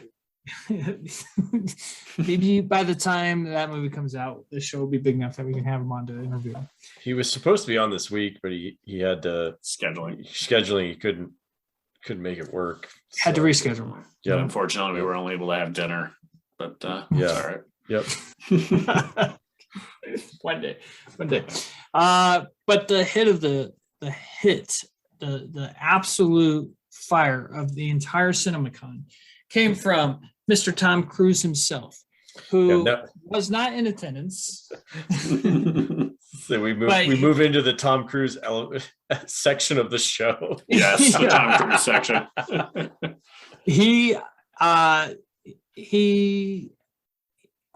debuted the first Mission Impossible 7, which has now got a title of Mission Impossible Dead Reckoning Part 1. So what's interesting is they've been filming these Mission Impossible 7 and 8 movies back to back.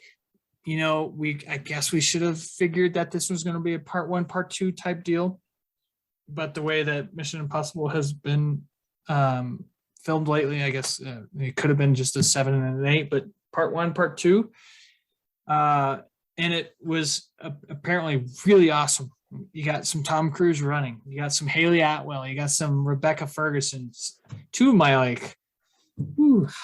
those are two of my favorite ladies in Hollywood right now. So really, really exciting. We should it was confirmed that it was confirmed by Simon Pegg that we'll get the Mission Impossible Dead Reckoning Part 1 trailer the week of Top Gun Maverick, which I think Eric, you may know the exact date on that, but it's May 30th. Or May 27th. May 27th, I think. Memorial Day weekend. There you go. Mm-hmm. So what really blew the roof off is they screened the entire movie of Top Gun Maverick to the crowd, and it was a highlight of CinemaCon. Apparently, Tom Cruise and Joseph Kosinski has done an incredible job with this movie. I cannot believe it hasn't leaked. It was supposed to come out 2 years ago almost. It is hotly anticipated by us here on the Rundown. Does the news of Top Gun Maverick, Eric, being the highlight of CinemaCon, I don't know if you could have gotten any more excited for this movie.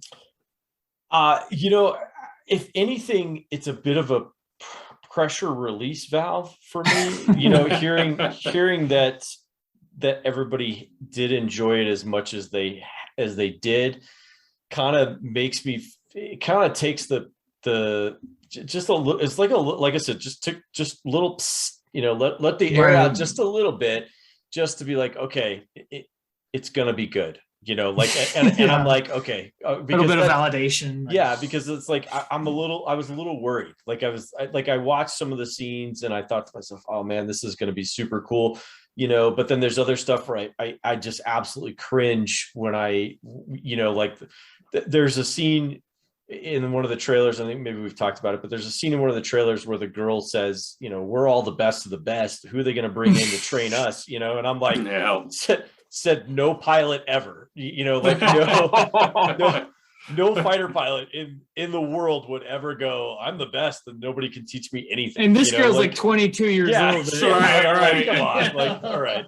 So I was like, okay, that was like a little bit too far for me, but I do love, and they did show, I think maybe we talked about last week, but the behind the scenes, they showed a lot of the behind the scenes stuff about how much those kids trained for that movie. And in the jets. Yes. Yeah. And how Tom Cruise really did a great job, and Kaczynski did a good job of, teaching those guys and gals, exactly what they needed to know for the job, because it wasn't just, you can't just hop into an F-18 and act like you're, like you're flying best of the best. So, yeah, exactly.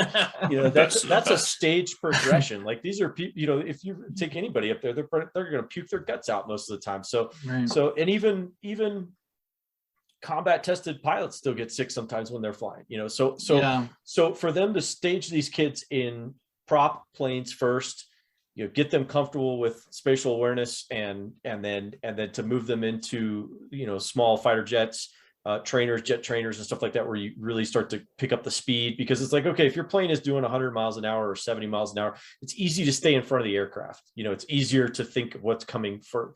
Well, as that jet moves to 250 to 300 miles an hour, you've got to be thinking a mile ahead of yourself or 2 miles ahead of yourself, right away, because that's going to be on you very, very quickly. When the jet moves to 450 to 500 miles an hour, you've really got to stay ahead of the aircraft, and when they are moving around, one of the things they talked about was where's the sunlight, because we've got these cameras set up in the back, and there's no director there. There's no director of cinematography that's going to tell you, hey, you're backlit.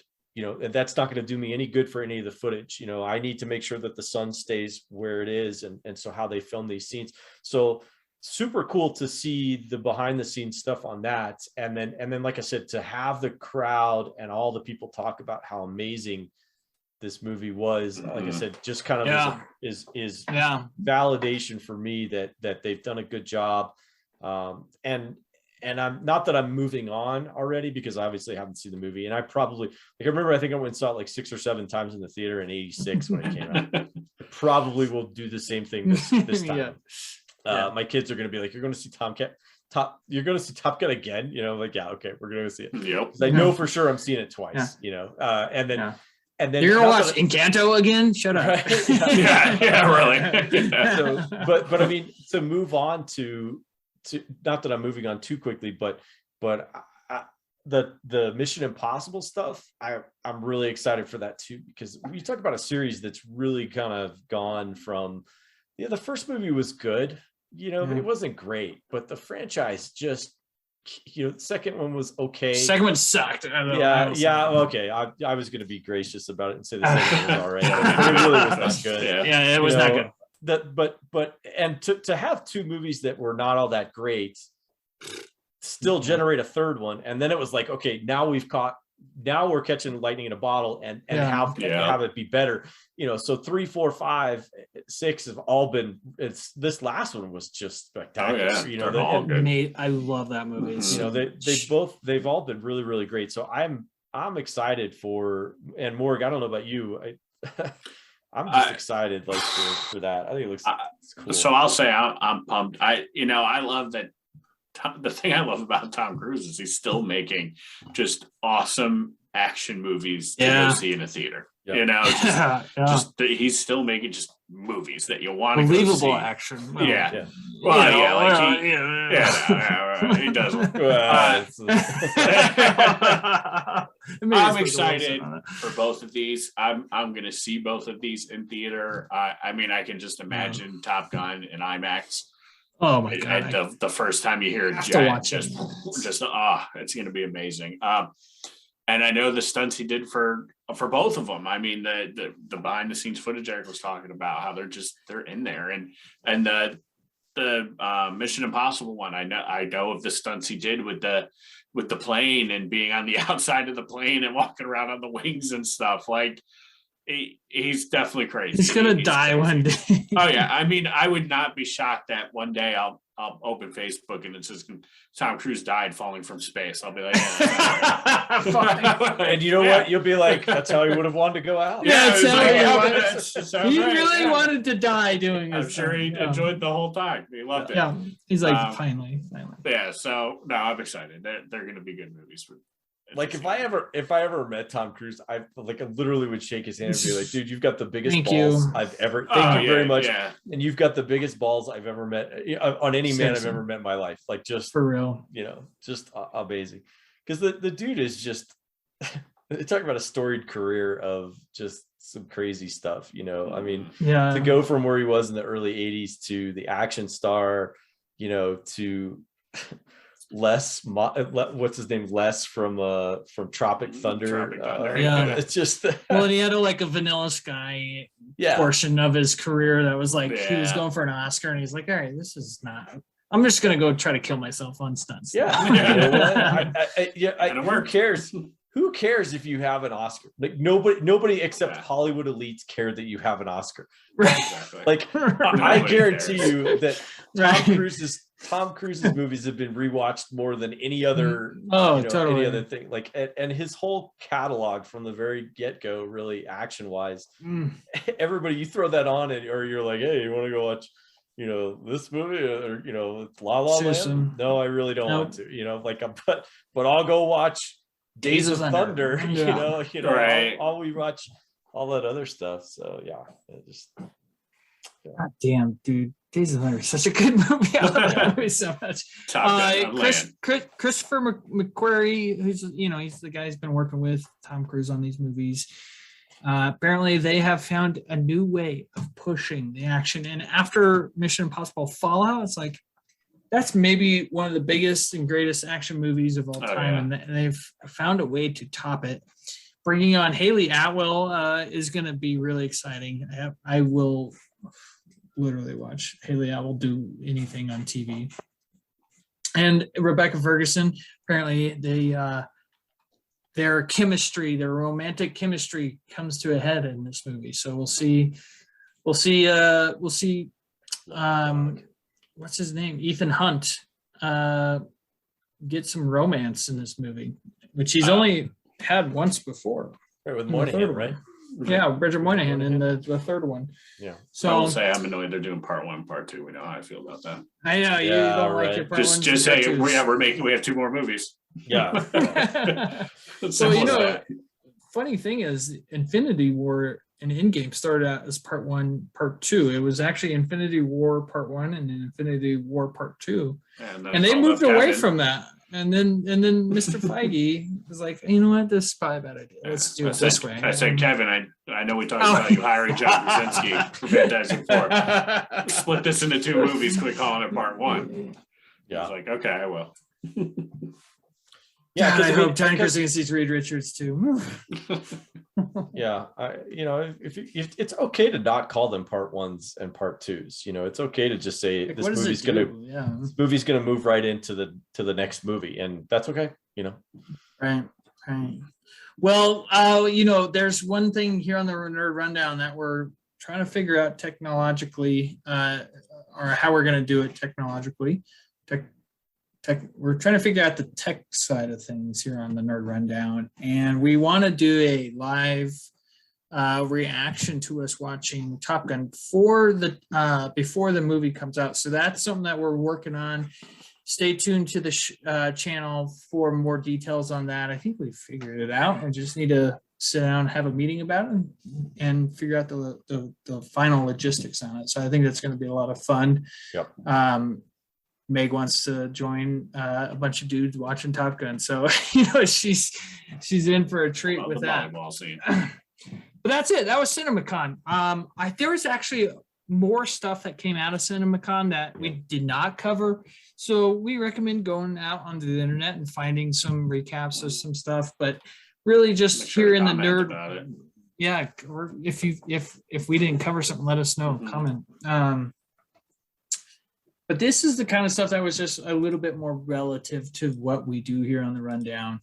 And gosh, what a treat it would have been to be able to be at that CinemaCon last week and see all the footage, because even the Jurassic World, even though that got released, it got released the day after they watched it at CinemaCon. So that was really cool. It'd be really cool to be in attendance for that. Yeah, maybe next year we can do a field trip. I'll get my permission slip signed. Yeah. I would love nothing more than that. That would be amazing. So last piece here on the rundown is actually a bit of sad news this past week.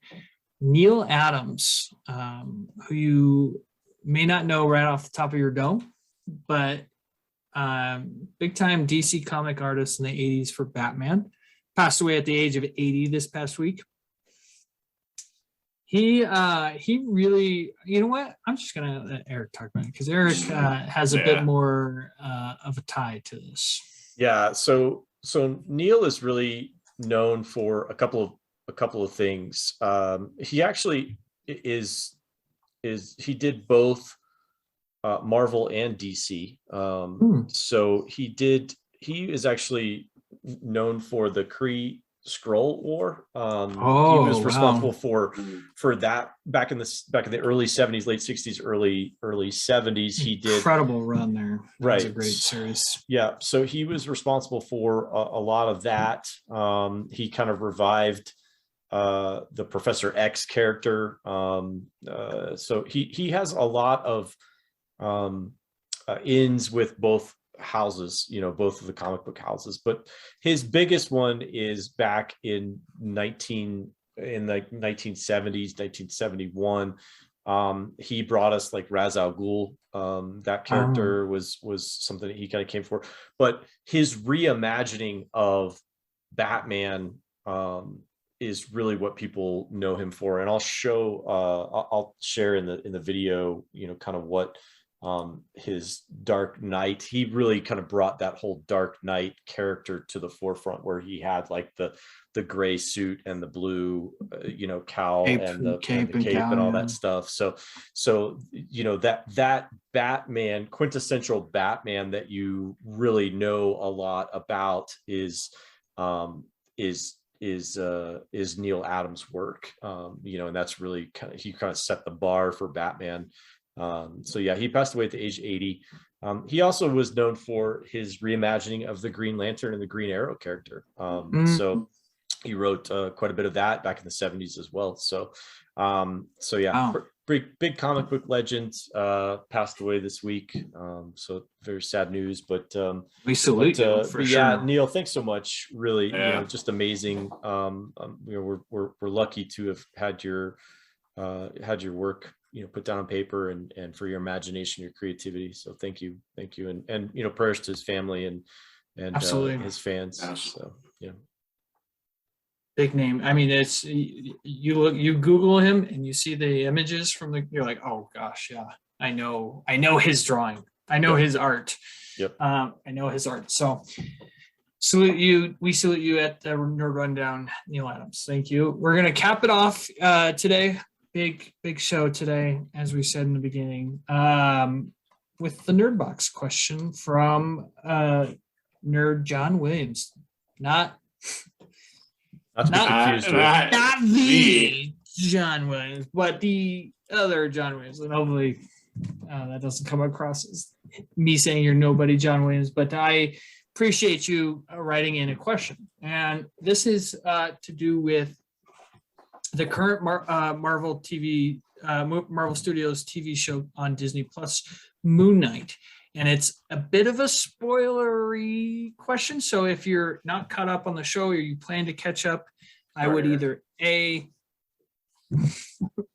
earmuffs, or B, fast forward all the way to the end, because we're capping the show out for this. So he writes in, John Williams writes in Moon Knight, is Mark Spector dreaming all of it up, and is he in a mental institution? So again, one last spoiler warning. Spoiler. Okay. Morgan, he's your friend. Do you want to start answering? I appreciate that. I don't think he is actually in a mental institution. I think this is some sort of afterlife thing, and it's kind of what you want it to be, or what your brain thinks it should be when you get there. And he's going through some trials, and he's gonna come out of it, and we'll see what happens. I think we got to see his third alter ego as well, and I think that helped reinforces like he's not imagining that it's coming out here. So we'll see what they do with it. I've heard there's tons of theories out there, of course. Like usual when it comes to the Marvel stuff, there's a theory that this is actually a TV show that he is filming. I've seen that theory, and there's been some evidence. Wow. Yeah, there's some evidence because there's some scenes where you can see a green screen. There's some scenes where you actually see a cameraman filming it. For a brief second, you'll see a cameraman in the corner that's filming the show. So we'll see. I don't know how that would work out, what that would mean, what they would translate that into. But yeah, we'll see. I don't think he is in an actual mental institution. We just got the penultimate episode, so the second to last episode of the season. So the finale will be this week. It's confirmed that it's going to be the shortest of any Marvel Studios finale. Really interested to see how they tie this up. I don't believe he's dreaming it. I don't believe it's all in his head, and I don't believe he's in a mental institution either. That's showing more of the they've shown they have different afterlives in the MCU. Like Black Panther has the ancestral plane, which they actually talked about in the last episode, and this is they said it. Taweret, the hippo god, said, "This is your afterlife, and this is what it looks like because it looks like what you resonate the most with." And so Mark, who is crazy, he's mentally, having DID, that is a mental disorder, having dissociative identity disorder. That's a mental illness. And so he's probably been in a mental institution before. And we got a really good episode, this past episode, of his backstory, and got to see the origin of Mark and Steven, possibly even Jake Lockley III personality. So can't wait to see how they wrap it up, and how he comes back to save the day, and how he resurrects. So it's hard to answer this question right now, but it is a question for like the speculative nature of what we like to do for the Nerd Box. But I don't think he's dreaming it, and I don't think he's in a mental institution the gods right seem now. to be. I don't think he's dreaming it. The gods are a big focus on this, and it seems like Marvel's putting a big focus on the gods coming up. So yeah, buddy, because my man Gore the God Butcher's coming. Yeah. So yeah, great question. Yeah, it is something that will be answered shortly after this episode premieres. This episode is in the Nerd Rundown, as it premieres every Monday. John needs to give us his answer. We would love to hear what your answer is, John. What do you think is going on in Moon Knight? It's unlike any other Marvel Studios TV show. It's hard to explain without getting too spoiler. I don't want to ruin it for anybody. So go out and watch it. We'll review it once the show is over with, and we've got a couple hosts that have watched it. So looking forward to that, and looking forward to the finale this week. So thank you, John Williams, for giving us amazing Star Wars music, and thank you, John Williams, for giving us this great Nerd Box question. So and John Williams, I mean, freaking more than Star Wars music, just composer of all time. It reminds me of that line from Office Space, where it's I was thinking the Bolton, same. Yeah, the Michael Bolton. It's like there was nothing wrong with that name. To that no talent ass clown started winning Grammys. I was thinking that same thing when I'm glad you brought that up. No talent ass clown that's one of the best lines. So great. All right, people. I appreciate you tuning into this very long episode. It was a big episode, so we're not doing we're not doing a presents this week. Just this big rundown. We'll try to put time codes on it so you can watch it in spurts if you want. We haven't done time codes in a while, but we'll get back to that for this episode. Thanks, guys. That was a big episode. I'm gonna go drink some water and clear my throat and maybe take a nap. So, any last thoughts? No, it was great. Yeah, a lot Can't wait for up. Top Gun. Oh yeah, got a lot coming up. It's gonna be big. Morgan's crush on Tom Cruise continues. So it'll never stop. Might be a little short for you, Morgan. Might be a little short for you. Until he flies too close to the sun. Oh gosh. Yeah. He's gonna go in a big way. Like I will not be surprised when it's like, I'll be more surprised if they're like, oh, Tom Cruise just passed away. Peacefully passed away. Yeah. No, he didn't. No, that's a lie. Yeah, he didn't.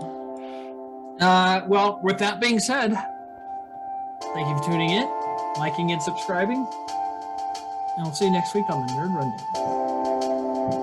Deuces. See ya.